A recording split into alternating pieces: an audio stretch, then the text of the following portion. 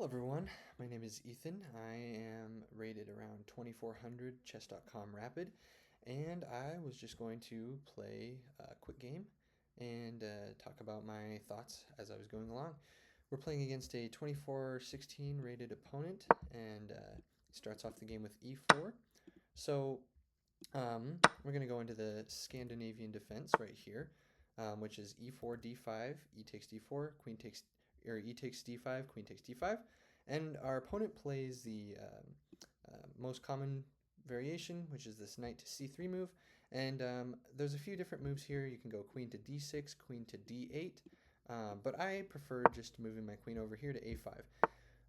My opponent plays d4, and the Scandinavian defense, we're just going to bring our pieces out to these certain squares. Now, I can't remember if I'm supposed to play bishop g4 here, or if I can still play bishop f5.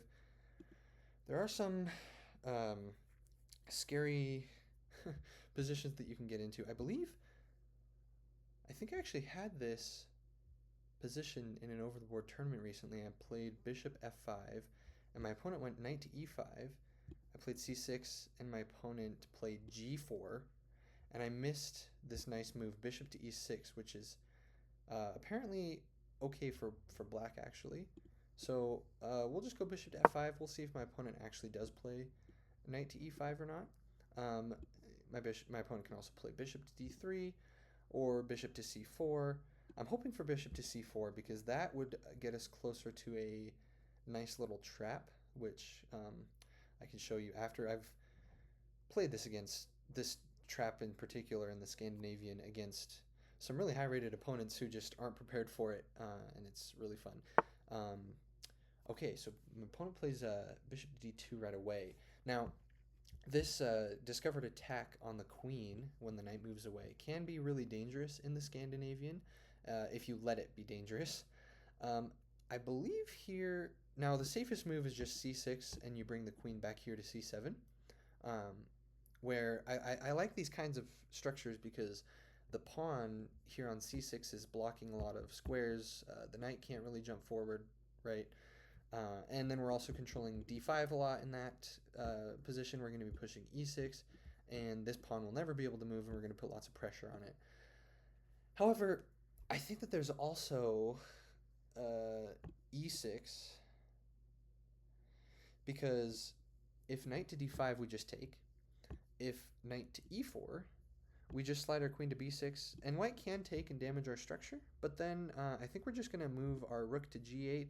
We're going to move our knight out, castle long, and have our rooks on half-open files and be pretty good. We just need to be careful that this doesn't blunder anything, but I don't think it does currently. So we're just going to play it, e6. Now the trap here is if my opponent plays bishop to c4, I can play bishop to b4. Sometimes we'll have castles. Then I play this nice move, knight to c6. Um, the trap comes after a3, forcing my bishop to take the knight. So after takes, this bishop's attacking my queen. And what I'll do here is I'll pause for like 10 seconds, as if it's like, oh, I just messed up. Like, I'm going to have to move my queen. And the whole trap is that d5 looks like a really strong move. And I'll show this after this position after, so in case it's hard to visualize all of that. But um, basically, it's just a fun position because d5 looks like a strong move, ripping open the center. White's already castled. They can bring the rook. But it actually just loses to castle queenside.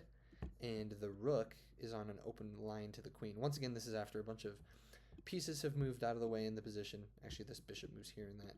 So it's a little hard to visualize because that's a lot of moves into the future, but it's actually a fairly common position that I find myself in. And the nice thing about it is, even if white doesn't fall into those traps in that line, it's still a decent position for black.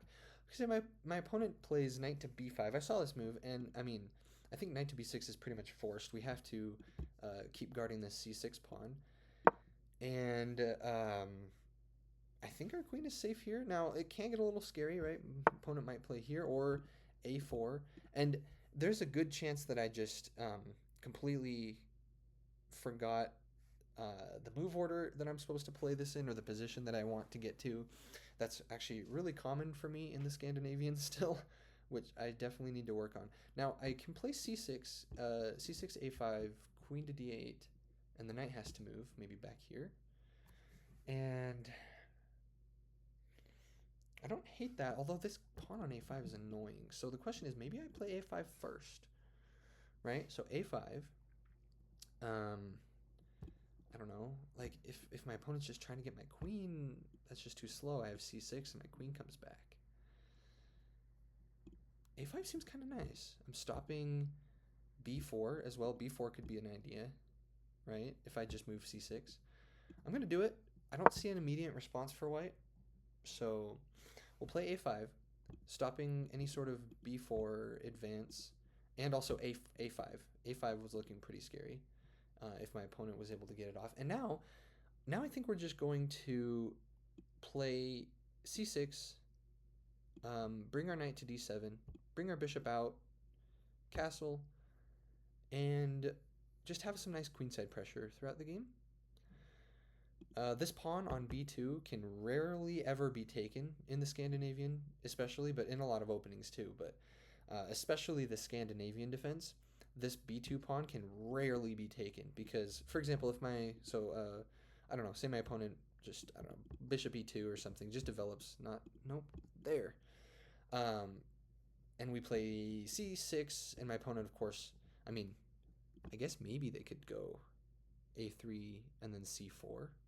But say my opponent goes here, so knight c3.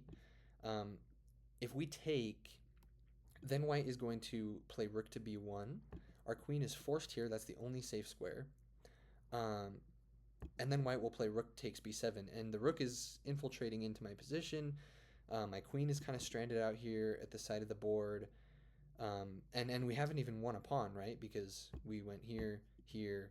We took a pawn, but then, you know, immediately white just comes back and takes our pawn. And, man, I cannot draw arrows. And a rook here on b7 is much, much worse for us to play against. Okay, so my opponent plays bishop to f4. Makes sense. Of course, just trying to get a fork on c7. Now, we're not going to let that happen. But it is somewhat, I say somewhat, it's not impossible to solve, but it's somewhat tricky. I think, I mean, we can play knight to a6. Generally, you're told not to move your knight out to the side of the board, but there's obviously exceptions. This would be a great exception because we're defending our pawn, and our knight could potentially come to b4 in the future, actually threatening the same thing. That's kind of funny. As white here, you know. So I see knight to a6. The other only move, well, actually, no. Oh, hold on. Maybe that's actually pretty good. Ooh, I quite like that. So I was looking at bishop to d6. The reason I don't really like this is that white can play knight takes, pawn takes, and maybe, maybe that's okay for black. It just kind of feels a little weird giving up my bishop for this knight. It is a strong knight, though. But in looking through this, I think I just saw a pretty nice move. Okay, let's see here. I need to calculate it, though. So knight to d5. This is a common thing where a knight can sometimes jump somewhere and threaten a piece and then also defend a threat, right? Just the versatility of the knight in these kind of closed, smaller areas in the board. Because, so knight to d5 defends against the fork and also threatens white's bishop. Now, obviously, if white plays something like, queen d2, I think we just take. And then after queen takes, we might even be able to play bishop d6, knight takes d6, queen takes d6, queen takes d6, pawn takes d6. And then we have pressure here, and we're going to, bring our rook onto the c file. That's a lot of arrows, I know, but... So I don't think that white would want me to take this bishop, right? Even if they played queen to d2. Here, I could see white doing something like bishop to g3, perhaps, just preserving the bishop, potentially threatening c4, right? Which would attack the knight and also drive it away from the defense of c7. So if here, this is what I need to calculate, because I don't think queen d2 is any good. So knight to d5, bishop, not here, bishop to, okay, so knight to d5, either, I mean, maybe even bishop e5, but it just kind of feels more natural to bring the bishop back. So I don't think it really matters for this calculation. So bishop there, if I push, attacking the knight could come here. See, but this is a very different position, because if the knight comes here, right, then we trade, and then we take this pawn, and white can go here, but then we have, like, maybe check. And, I mean, I think that's actually pretty good for black. I'm just going to play it. I'm going to play it, and we will see later if this was actually good or not. Now, I mean, white is threatening to just kind of start steamrolling me with, you know, c4, c5. Yeah, I thought this move was pretty logical. Now is the million-dollar question. I mean, we have to do something about c4 coming in. So I think c6, right? We calculated knight d6, which I think is good. So what about c6, c4, right? Obviously, if we move the knight, then this knight comes in and forks us, so we don't want to do that. There we go. So here, I think what we need to calculate here is c6, c4, and then takes, okay? Is this any good for black? Takes. We have this dark squared bishop. Oh, no, I don't want to do that. I want to draw an arrow, not... That would be really... Actually, I mean, it would definitely not be great, but I don't think it's actually a terrible move. The point is, if white ever plays c4, this dark squared diagonal is really weak around white's king, and we can immediately jump on that. So I think, in fact, I think c6, if c4, we have, okay, yeah, do we have this in-between check? Okay, the idea of this is that if I throw in this check, and if white retreats the knight, well, white can't, right? Because then I play takes, okay. So here, I mean, I think that this is the best move. So bishop b4 check, because white can't retreat the knight, or else takes, and we get a fork, okay? So after check, I mean, moving the king forward is just ludicrous. That can't be good. So the only other thing here is check. So check, and then knight d2 blocking. I mean, technically you have queen d2, but that's ridiculous. So knight d2, but then when we play pawn takes knight, then d4 is hanging, because the knight is blocking the queen and no longer protects d4. So I think this is a good move, actually. It's always nice to be aware of those in-between checks that you can give the opponent that kind of mess up their position, right? Because this is just a nice check, right? Like I said, the knight can't block here. And the knight blocking here this is a clear improvement for us in our position. Because the knight used to be, you know, hitting the center squares, defending this pawn. Now, like I said, I think we have take, and then take, and then, like, take. What about, like... The nice thing, too, is that in those lines, we can block with our knight fine, I believe. So take, nope, take. I'm trying to go slow just so that I make sure I calculate everything out and I don't miss something. So take, right? And I mean, recapturing the knight is pretty much forced, or else black just loses a piece. And then I go take, and I might even be, like, threatening this pawn right here, right? Because the rook can't go to b1. I actually kind of like this. And, you know, even in this position, white can go here, but then I think I can just block with the knight and maybe even just bring my king out into the center, because I can always just trade queens into an endgame that I think should be favorable for us.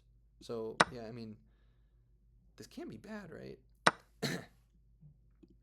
Now, obviously, we don't want to play take here, I don't think, because then white actually starts developing over us. Okay, I think queen d4... Like, there's no way to guard this pawn anymore. I've kind of given up this pawn. But I think this pawn is much less important than this pawn for white. So I think we're doing fine here. Like I said, okay, so yeah, so I expected this. Now we can just like slide the king over. The reason I don't really like this though is that then the knight doesn't really have anywhere to develop, right? I mean, I guess it could go to a6, but I kind of actually like this knight to d7, because if the bishop takes, no, if the bishop takes and our king takes, um, sure, like our king is in the center, but white can't castle or else he loses the knight. And at any point, if our king is looking risky, we can just trade queens down into an endgame, and then our king is actually much better placed in the center. So I like this actually. Um, Now, I mean, d takes e6 could be an idea for white. I'm looking at ways to maybe even like bring the rook to the file to add more pressure onto this pin knight. The nice thing is like this bishop can't guard it, right? Because f4 is weak. I would say we have a pretty strong position here. Um, Black does have, or not black, we're black. White does have these bishops that are decently strong, but at the same time, they're not really like threatening anything, if that makes sense. I feel like my bishops are doing a much better job of threatening things and applying pressure. Another thing about this bishop takes d7 move is that after I take back, then white's light squares are extremely weak. Okay, this is something you need to think about whenever you make a trade, especially bishop for knight. Whatever color the bishop was on that you took with is immediately going to be a lot weaker. So like we see here, if bishop takes knight, king takes knight, I could even go bishop d3, and I mean the king is never castling there, and the knight's still pinned, and we're just gonna, well, our king is on d7. We're gonna be on our rooks. We're gonna, I mean, our king's totally safe. White doesn't have any pieces to attack us with. I think we're doing a pretty good job currently in this game, and this is against a 24-16 rated player in Rapid. That's no joke. I mean, let's see. This probably won't look very good with the. I just cropped out this specific part of the web page, so if I switch tabs, it's probably going to be all cut off. Yeah, but you can see here, Rapid. Let's see. Oh, you see that number 1,496 globally. So, and I would say we're doing pretty good against them. Let's just pre-move king takes knight, just because. I mean, I don't think that this move will be played. There's no reason for white really to do this unless there's a tactic. What I mean by that is like, if bishop takes knight, king takes knight, and white doesn't really have a follow-up, then it's like, why did you just give up this active bishop that's guarding your light squares? And bishops are just better than knights generally. Why did you just give this up for no reason? Now, if white can take and draw my king into the center and get some sort of fork or something, I mean, obviously there's nothing like that in this position, but if that existed, then that would be a viable reason to take the knight. So, I mean, I could do this, but I really don't think our opponent is going to take. This is actually, so usually when I play Rapid, I just do 10-0, but I tried making a video where I played 10 minute no increment, and I just flagged. Like I was at a minute when my opponent still had 8 minutes. I was doing terrible with time management. So I figured for this game we'll try a longer time control, 15 minutes with a 10-second increment, um, which means each side has 15 minutes and gains 10 seconds every move. And I'm liking it actually a lot. I feel like I'm able to analyze a lot more. It feels a little bit more like an over-the-board classical game, but obviously not without or just without the, 4-hour time commitment. So, um, yeah, but this is actually like the first game of something other than 10-0 that I've played. So, opponents thinking for a while, which makes sense because, I mean, it's just kind of like, yeah, what do you do here? Like I said, bishop takes knight just doesn't seem good. But like, what other moves do I have? White can't castle because this knight is attacked too many times, right?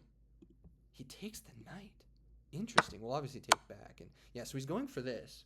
But now I think I just take with my bishop. I wonder what he's trying to do here, because like the knight's pinned, he can't move the knight. So, oh, is he gonna go for something here maybe? I mean that doesn't even really look that scary, to be quite honest. Uh,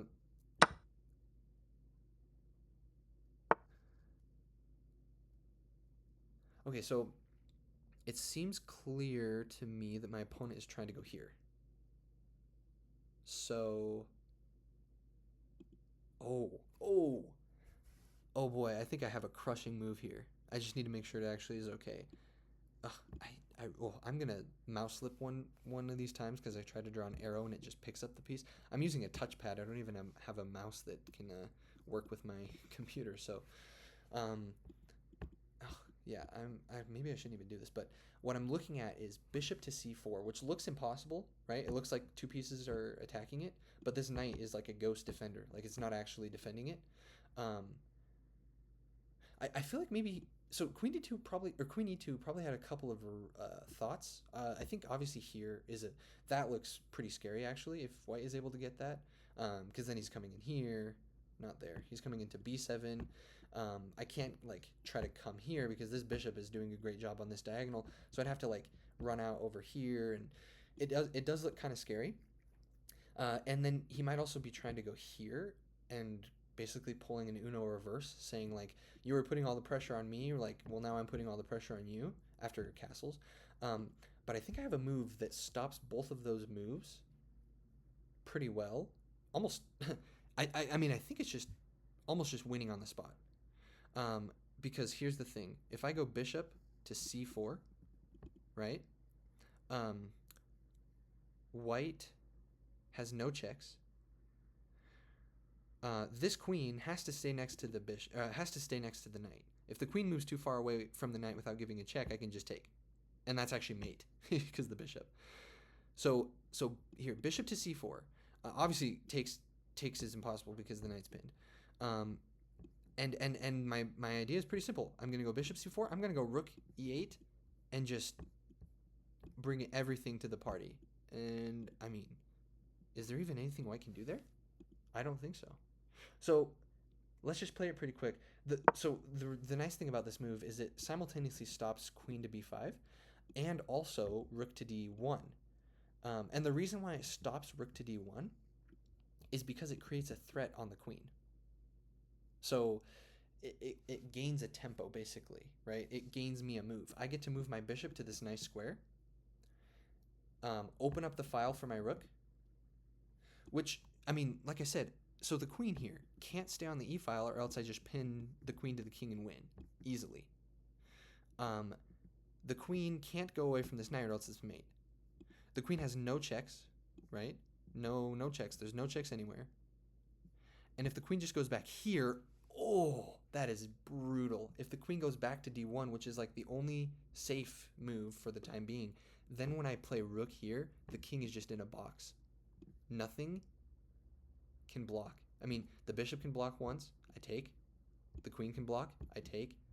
And then, I mean, if king d1, then I have mate, and if king f1, then I have mate here. Oh, that's beautiful. And if the bishop is still here, so if queen to d1, I mean, my opponent might even just resign here, unless I'm totally missing something. I don't want to be too overconfident, but like, I just don't see anything for white right here. He still can't castle because now I'm actually making a really big threat on his queen.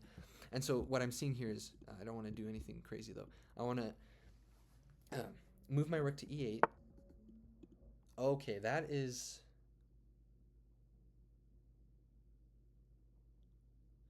an interesting move for sure. I I definitely didn't see that. Um, I mean, I don't think there's no way to like stops any of the stuff I was talking about. Is there? Because obviously the idea is if bishop takes, then the queen just gets taken by this bishop. Um, Now here's a crazy idea. Maybe it's a little too crazy. I could play queen takes bishop, or queen takes queen, rook there, and then queen takes rook, rook takes queen, and then king here is forced. Now this bishop's under attack, so then I could play takes, rook there, king there. I just don't think that sacking the exchange is smart here, though.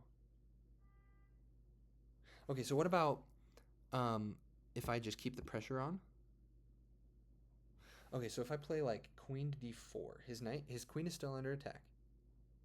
His knight is still pinned. His queen is still kind of stuck to the defense of the knight. And say that then he goes like, queen to e3, well, then I just go f6, and then I go rook there. And the one move that I'm kind of a little bit concerned about is queen. Ooh, hold on here. If queen, so I'm running out of time too. Oh, I hope I don't like lose this.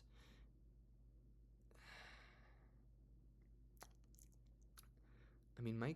Oh, wait. Do I just ignore all of it? Do I go rook to e8 anyways? Because then. Oh. Yeah, yeah, yeah. That's it. I think that's it. Oh, that's amazing. Because, okay, I'm going to go rook to e8. His bishop's under attack. If he takes my queen, I take. He can't go here because, I mean, that's just. I mean, that's just suicide. The king steps into a discovered check. I pick up everything. And if I go here, takes. So takes, take the queen, king there, take, and it's a fork. And I just leave my queen here defending everything, defending all the checks. Let's do it. Let's do it. Now I could burn and crash in spectacular fashion if this doesn't work out.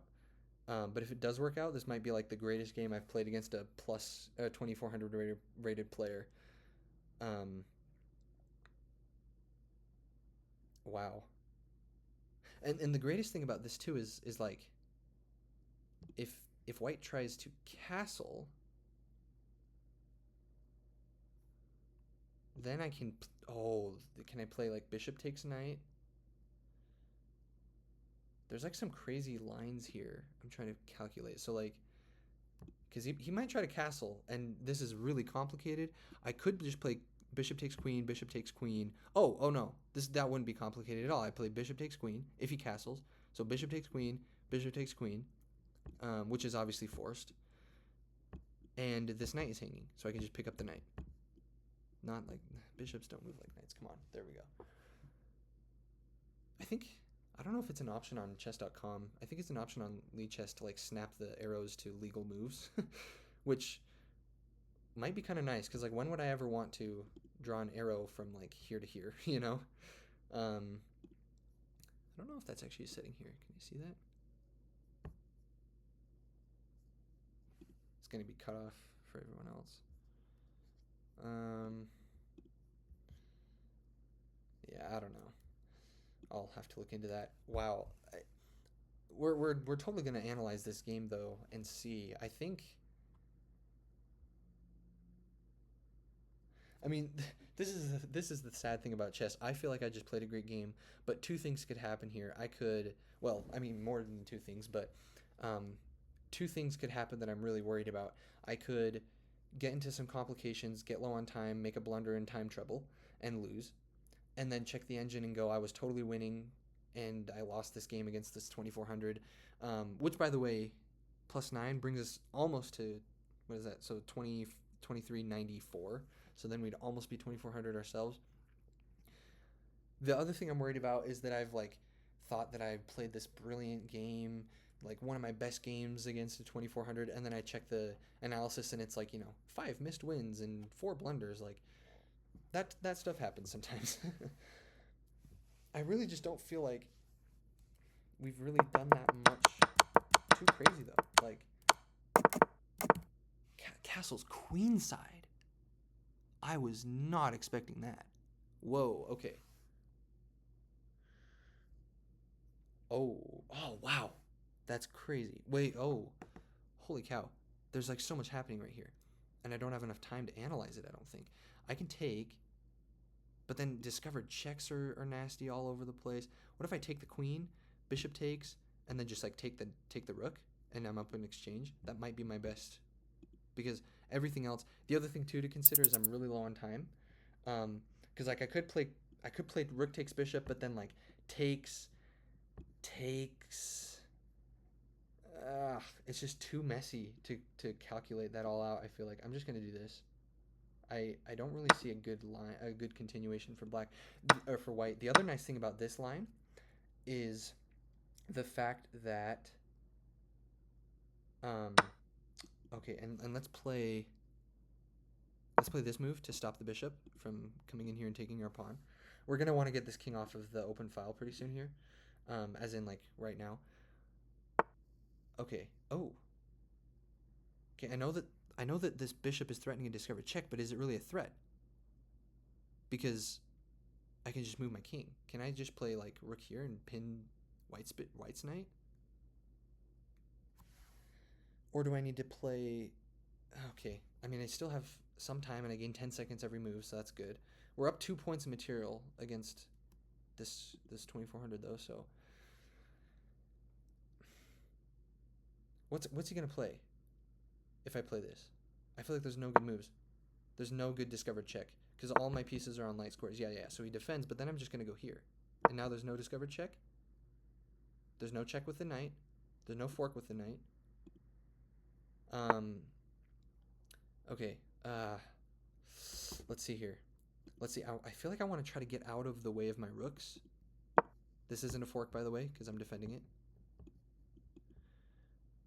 This also, so, oh man, I'm going to lose some time because of that. I'm now somewhat threatening, maybe, to move this rook here. I mean, you know, in the endgame, you always want to bring your rooks to the 7th rank. This bishop is a beast, just defending against the forks, and, okay, I feel like giving this check is just, it can't be bad. Force the king to the back rank, and then maybe try to get a trade. He's going for this pawn, I think. Right? And there's not really a good way for me to defend it. But the nice thing is, if he does go for that pawn... Okay, but I do have to be kind of careful to make sure that there's no forks. That knight is just so tricky.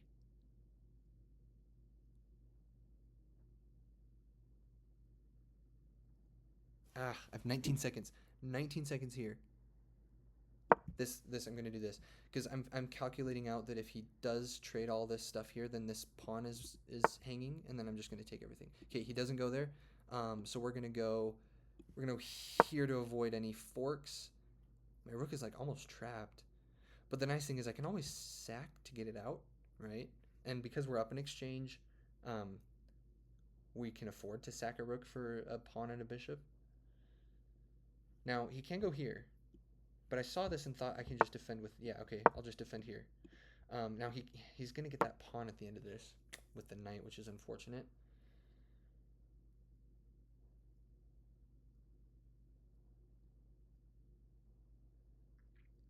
We just got to get some time.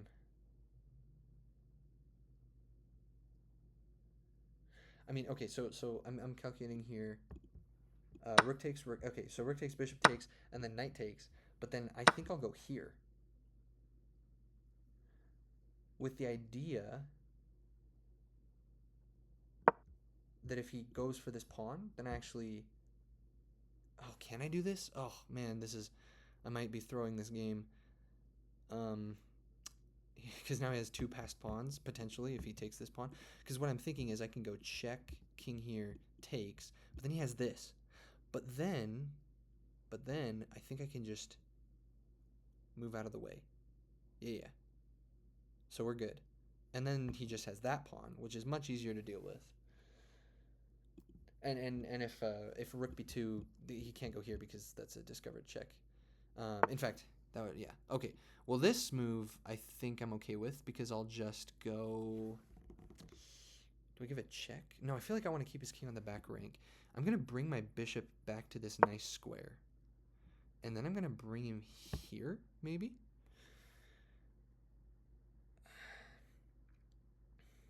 This bishop's stopping the knight from moving in a lot of places. Yeah, see, I think he really needs to get his king into the game. But let's go here. Do we bring our king too? I think here. Like I said, this bishop's just doing a great job. I don't really need to worry about any forks because all the key squares around the king are defended. I know this lets the king kind of come forward a little bit, but I mean, I think this should be okay. Now, he might play like f3, but then I'll just get out of the way. And then these pawns are kind of weak. And also the bishop's kind of weak if the knight was to move. I'm back up to 57 seconds, so I'm feeling much better. Okay, I mean, this is pretty much forced. We don't want to go back here. Maybe he has like knight check, but then I just keep following the knight. This should be a winning endgame. We're threatening rook to e2 check. Yeah, so he goes there. Can we? Okay. I feel like this check is good. If the king goes here, he's too far away from this pawn, and then we go here, and we win the pawn. If the king goes back here, which is what I thought he might do, then we go here. Oh, that was so close. I almost blundered that. That would have been really embarrassing after this whole game. Oh, no, but we still win. The pawn, I think? Can we go here? And if the pawn moves forward, we go here. And we get this pawn. So we've got to play something like bishop to f4. But after bishop to f4, do we play like g5? Now he's got a square for his knight if that happens, which is kind of annoying. But yeah, okay. Let's just try this. That's the motto for this game. Let's just try this. Let's see what happens.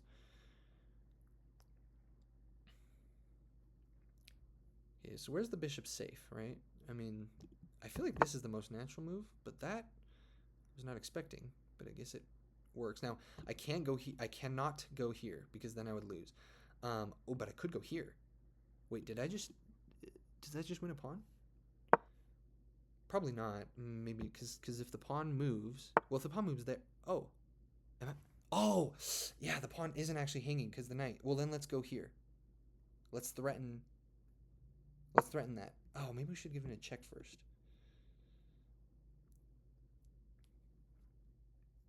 The nice thing is that doesn't work because I just moved the king. That check. And obviously, I think if I was able to trade off the knight for the bishop, this should be a winning game. Well, then again, I guess it depends on like if I'm only one pawn up, rook versus bishop, but my opponent has queenside pawn majority right here. Is that still winning? I'm not sure. Okay, yeah, so we saw that and blocks. But can I want to get my king in here somehow. What about this check? I think knight d2 loses to, yeah, knight d2 loses to bishop b4. So he's got to move the king. The only, I mean, this just looks kind of crazy. If king there, can't I like immediately just? No, I can't. I can't go anywhere. I just need to make sure. Well, no, but the bishop would be guarding. Whatever happens, I just need to make sure I don't blunder my rook to a fork. Like if my bishop wasn't here, this would be super scary. One way to kind of be able to see if you're in danger of being forked pretty easily just by glancing at the position, is if your king and your rook are on the same color and the same color as a knight, because the knight will jump onto a dark square and fork. Now in this case we're guarding that, so it's okay. Now obviously we don't want to lose our rook. This looks okay because I'm threatening the pawn. The only piece that can defend it is actually the knight. Now if knight here, I think I just go here and that's totally winning, right? So if the knight goes back, then oh, do I go here? I think I maybe go, yeah. Oh yeah. I think this is good. Okay. Hold on. Can I? Ooh, this is pretty cool.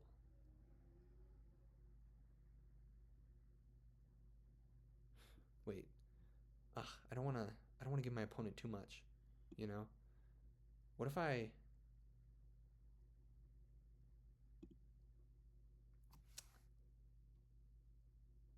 what if I defend my pawn and still threaten his pawn? And also, okay, I saw that, but now what if I go? Oh man, this is so tricky. This is so tricky. This should be winning though. This should be winning. if bishop takes actually gets played. If it doesn't, then I'm just going to take this pawn. Once again, my dark squared bishop. This dark squared bishop. Okay, he does take. That dark squared bishop was doing so much that game. Okay, now if knight here, then I actually. Oh, I don't win that pawn, man. This knights are so tricky. They are so tricky. I thought I could win this pawn, but then the knight comes back here, and then my rook actually gets trapped, and that's pretty bad. So, okay.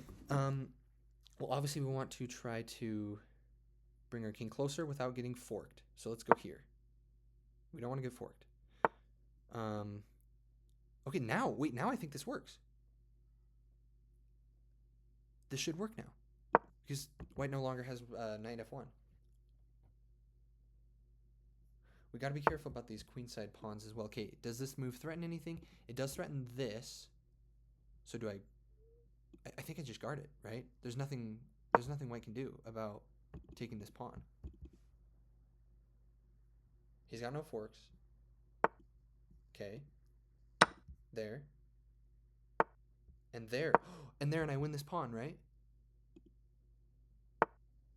I don't. but now white can't take this. Because then I take, right? Do I push this? I think I push this. Make a pass pawn. Make a passed h pawn. Oh! But if I push, then knight g5. So do I attack the pawn? Do I attack? No forks. No forks. I don't think there's any forks anywhere. Oh man, this is so crazy. This is the closest. Oh, takes. Oh, I missed that. No. Oh, okay. Wait. This might actually crazy. Believe it or not, this might actually still be okay. Maybe. I don't think so actually, but at the very least, it should just be a draw. Man, oh, I missed that move got rid of the. Let the knight get there. Okay, so if we just go here right away, then the knight will come to d4 and protect this pawn on f3. So let's push the f pawn first and try to create this passed h pawn. We will be creating a passed pawn because if white takes, then we have a passed pawn. If white does not take, which is what happens, then we take. And now we might actually win because now we take this pawn. There's nothing white can do. Now we just need to make sure that white cannot sacrifice the knight to get a drawn king and pawn endgame. So we need to, yeah, let's do we, no, I think we got to keep the king out. Hold on. White's going to be moving like knight to d2 maybe. I feel like we definitely need our pawns to be moving together. Is there any way I go king h3? That just feels kind of weird getting my king stuck on this side of the board. I'm just a little bit worried about king g3, knight d2, and then knight e4 check eventually.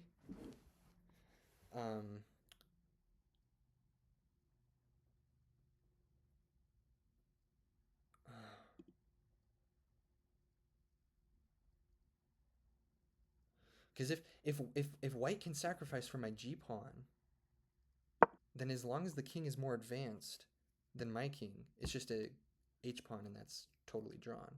Now, if I can get it to where my h pawn is supporting my g pawn, that would make it impossible for white to sacrifice for the g pawn because I would just recapture with the h pawn. And I guess then it just depends on the positioning of the king, whether or not it's a draw or a win. But regardless of whatever happens, this has been a crazy game. I'm just so sad I got too low on time and I didn't see that knight c5. But honestly, it was kind of tricky here for me. I didn't realize what putting my rook there was doing, because it was already kind of risky, I would say. Like if I take this pawn on f3, then white takes on b6 and he's gonna win. So there's nothing I can really do to stop the pawn, is there? I don't think so. Maybe like king d7, because king d7, b7, king c7.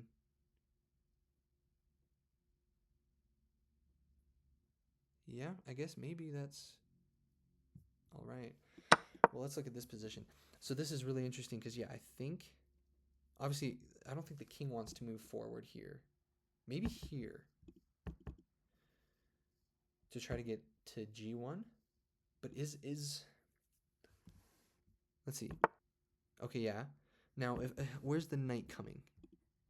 Okay, so if I go king h2,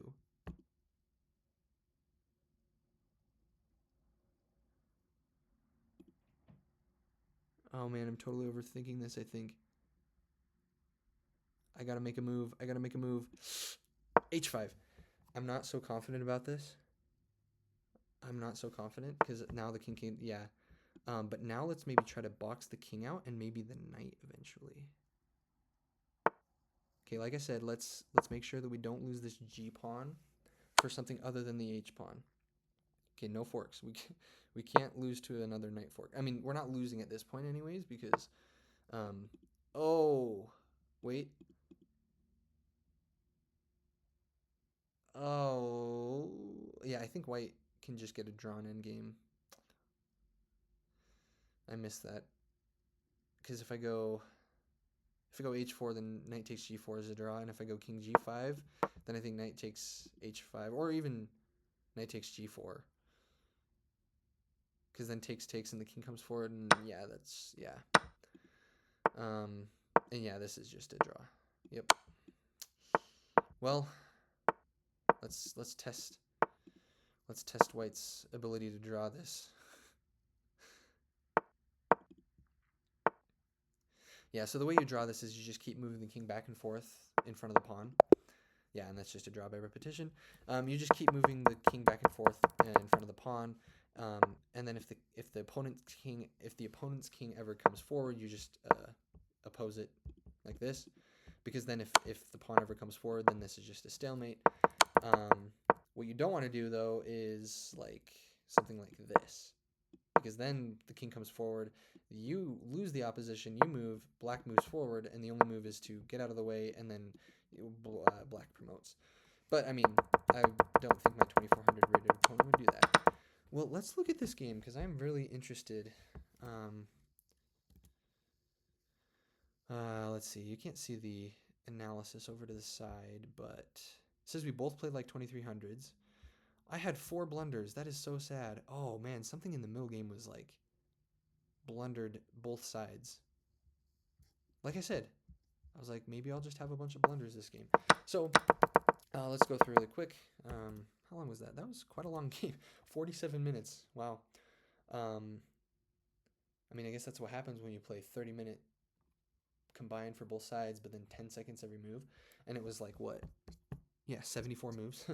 So, yeah, this stuff is all... Okay, so yeah, e6 is not the greatest, it says. But then, see, knight b5 is kind of a mistake, I thought. And a5 is also a mistake. Now, or a4. a5, it says, is an inaccuracy. I guess, so a6, a5, and what, queen c6? Queen c6? That just looks scary. Oh, well. Oh, yeah, and then you pick up the knight. Okay. I just didn't see that queen e4. Okay, sweet. Look at that. In fact, if we go here really quick. Oh, yeah, knight d5 is like the only good move. So knight a6 is plus 0.6 for white. Knight d5 is zeros. So I'm glad I found that. Like I said, it's just a nice all-around move. Attacks the bishop, defends the pawn on c6. And then here, nice. c6 is a great move. Once again, only move. Everything else is like plus 0.6. The point is, if you don't do anything, white is just going to be playing, like c4 and completely destroying you, I think. That's actually not in the line of the computer, though. So, well, I guess maybe it's because you're creating other threats. But anyways, you got to be really quick about this knight, getting this knight out of the way. And that's a mistake because of bishop e4. I'm so glad I saw this move, right? In between move. I think it's a really natural tendency to just be like I was just attacked, right? So I've got to play like, pawn takes or move my knight. Well, in this case, I can't move my knight because of the fork, so I got to play pawn takes, right?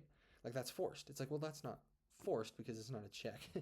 Pretty much the only forcing moves are checks. Like absolutely forcing, right? Bishop e4 is a very forcing move. White doesn't have time to capture my knight. And then after takes.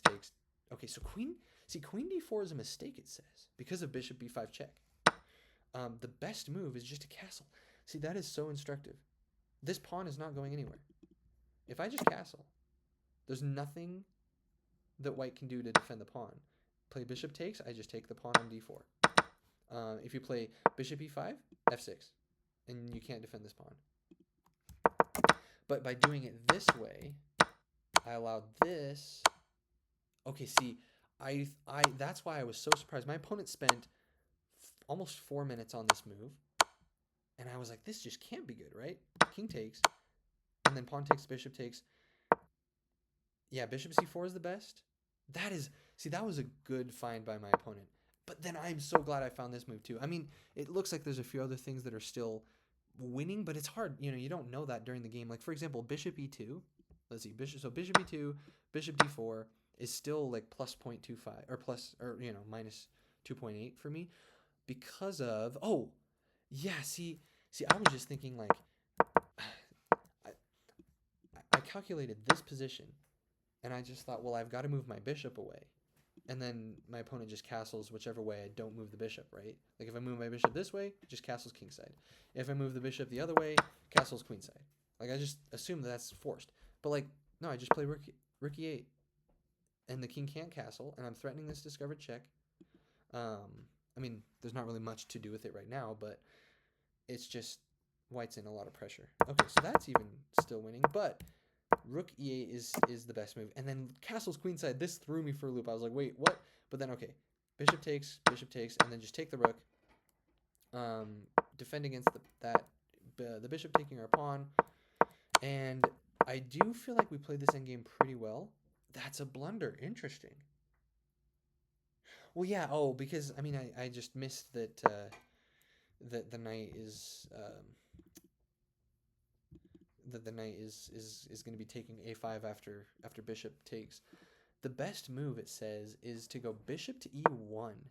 That is cool. I was just so worried about this rook being here, but like really, it's not really doing all that much.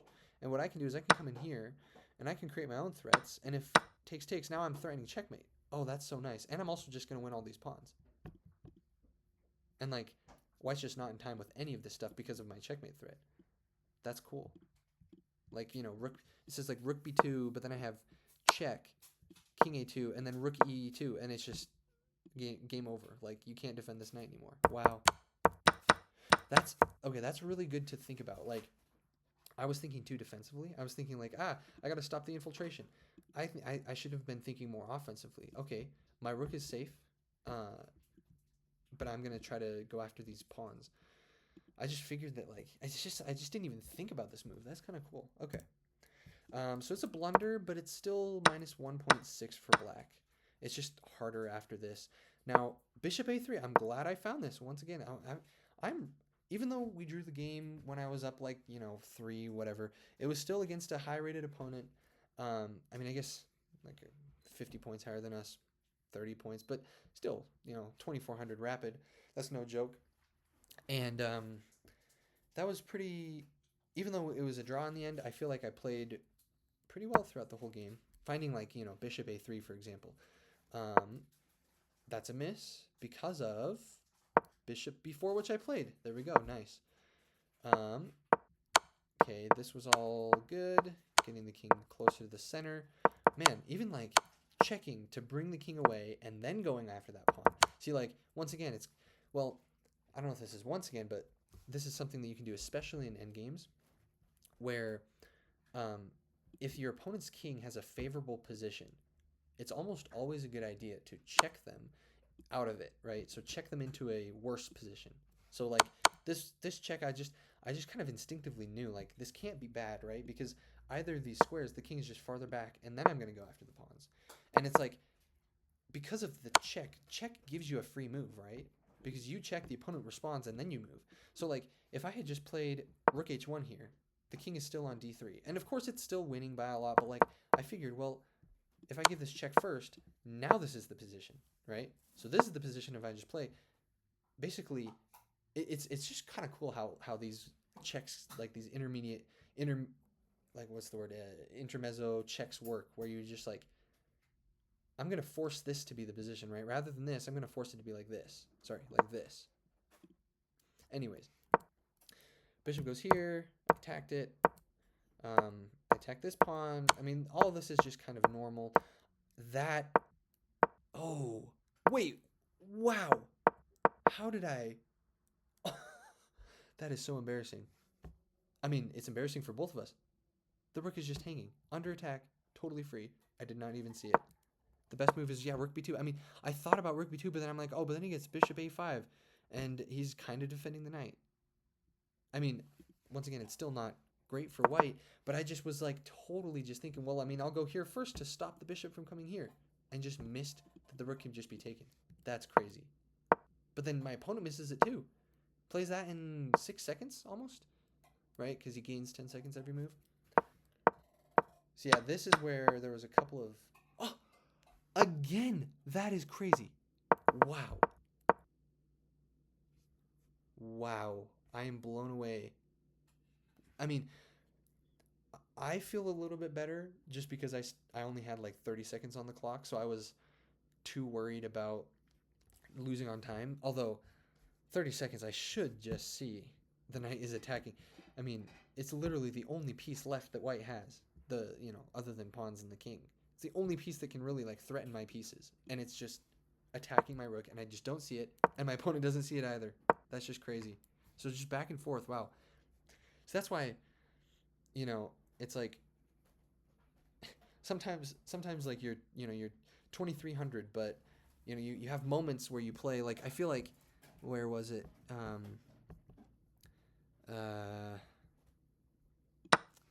I feel like right around here, I was like right around here in the opening, I was playing like a 2600. Like I feel so good about all these moves, and then I just like have a moment where I play like a 600, like just hanging the rook. That's crazy. Okay, but anyways, so yeah, that's nice too. Say I saw this pawn is just, I can take it whenever. I don't need to rush. I'm just gonna guard against that knight fork.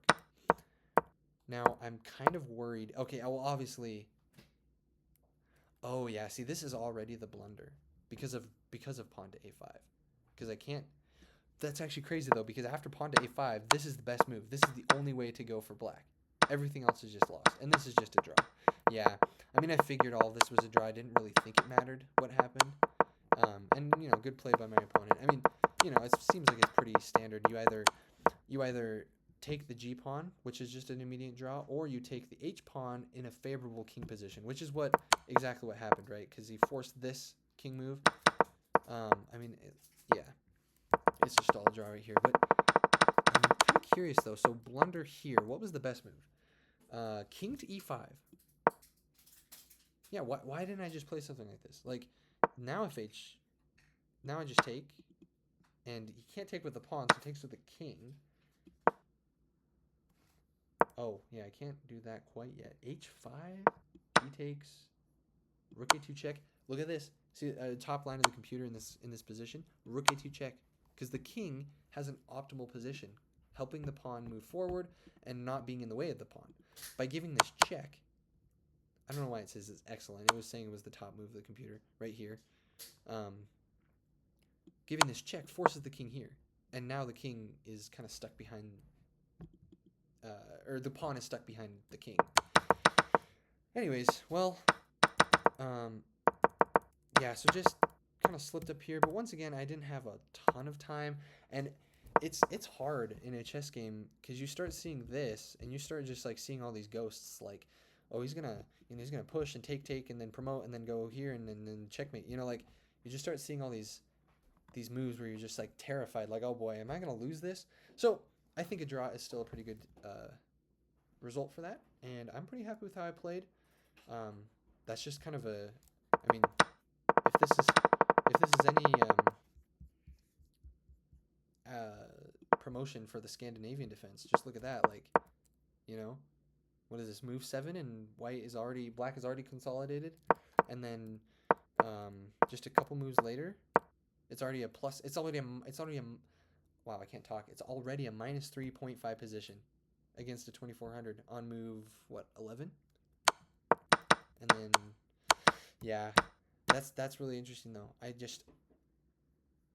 It's like castling is more important right here. Because if I don't castle, I'm never going to be able to castle, right? Which is what happened. If I castle, Well, then I'm going to be able. I'm going to get the best of both worlds. I'm going to castle, and I'm going to take this pawn. So like, yeah. Anyways, well, glad that I at least drew that game, and I think that's about it. Have a nice day, everyone.